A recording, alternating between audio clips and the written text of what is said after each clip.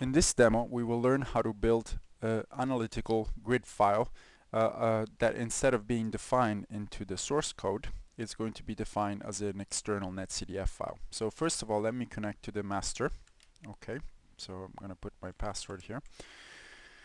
And there is a directory called ROMS grid where contains 3 files. Actually, let me remove this this netcdf file here. Contains 3 files, and these are MATLAB scripts that will help you to create different types of grid. Let's begin with the file that contains the analytical grid. So I'm going to open this file, and this file is very simple. It has some definition of parameters.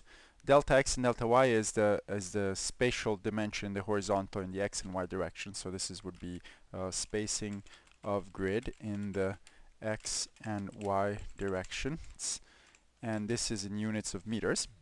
Okay, then the file name, grid file to be generated. Okay, then here there's some parameters that you may want to use. In this case, what I would like to do is I want to produce a grid file that I will use with the Coriolis example, and therefore I'm just going to copy the parameters of the Coriolis example, which had a constant depth of 300 meters, a constant f, the Coriolis parameter of 1.4544 10 to the minus 4, which I believe is 12-hour cycles. And then these are the numbers of grid points, number of grid points in the x and y direction. Okay, so this would be the x direction, and this one over here is going to be the y direction. Okay, at this point, once I've defined these parameters, I just run generate the grid. Okay, and that's about it. And after that, I'm going to modify grid parameters. Okay, now that I've generated them. And so here I open with the netcdf command, I open the file name of the grid, which has been identified over here.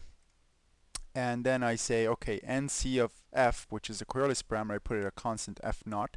And h, which is the depth, I put it to a constant depth. So now I can save this file. And I'm going to ls here, and I'm going to run MATLAB. And then in this case, I can just execute this script as it is. Okay, now I can exit MATLAB, and if I now go back in this script, so the file name is located here. Let's do this thing here. Okay, so if I do ls of this file, I certainly have it over there, -l. Let's check the size. It's okay, and now I can nc dump that file, and I can see that this file has all the grid parameter information. This is a standard grid file for ROMs, and you can see that h raw is 1,000 meters, but if I go back now and find the parameter h, I can see that the depth that I put is 300 meters. So that's good, and then I can also search for f, and if I do, you see f is also constant. Okay, so then now we can try this example and just run a ROM simulation. So let's go in the home directory in ROM's source. Okay, then we go in applications, and now we have to change the configuration of ROMs, cppdefs.h. And if we open here, remember these are the definitions of the Coriolis, and at this point we want to run this simple example without using analytical grid, which is basically a grid that is defined within the Fortran code, but we just want to provide an external file, so we just change this to undef. Okay, we save this, and then we can just compile. With the compile script. Okay, I'm not going to compile it because I already compiled it. Once you compile, we can go in the ROM's example directory, and in the Coriolis directory, if we go in bin, here now I have 2 files. The first 2 binary files. The first one is the one that we already ran, which is the Coriolis ROMs, which uses a grid defined inside the Fortran code. And this one instead is a binary that looks for an external grid file provided by the user. If we go to directory up in the Coriolis example, we have a directory called input, and that's where we added this grid file over here. So now what we need to do is we go in input coriolis.in, and we have to tell the in this coriolis.in file the location of this grid file that the model is going to use. And if you search this file, this is the beginning of the file. You see it's the usual file here.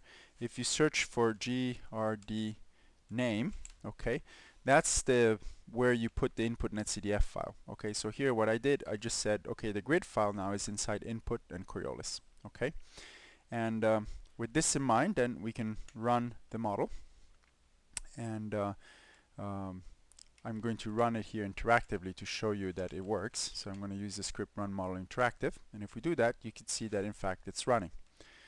Now, to make sure that in fact it is using the grid, we can go here and in the input in the Coriolis.in, and if we, for example, put some junk, meaning a file that it doesn't exist, and we try to run the model again, you find that the model, looks for an input file that doesn't exist. So it is running, and as an exercise, you will be, doing this run with the analytical grid and see whether it compares well exactly to the one that that you did before without providing the external grid. Okay, so this is all for this demo. Thank you.